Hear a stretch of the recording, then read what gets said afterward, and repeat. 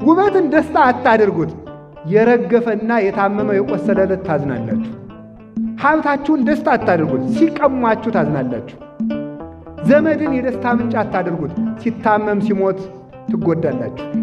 ባልንጀራን የደስታ ምንጭ አታድርጉት፣ ሲለያችሁ ሲከዳችሁ ታዝናላችሁ። ጉልበታችሁን የደስታ ምንጭ አታድርጉት፣ ስትደክሙ ስትታመሙ ሁሉም ይቀራል። የደስታ ምንጭ ክርስቶስ ነው፣ ደስታም ክርስቶስ ነው።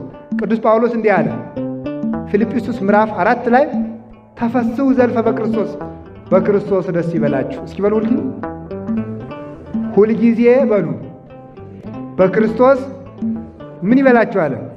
ደስ ይበላችሁ። ሁልጊዜ ለምን ይላል? ለምሳሌ አሁን አንድን ትልቅ ሰው ወይም አንድን ምን ወደውን ሰው አግኝተን ደስ መሰኘት ብንፈልግ አግኝተነው ግን ሌሊትም ቀንም አብሮ ሊኖር ይችላል? አይችልም?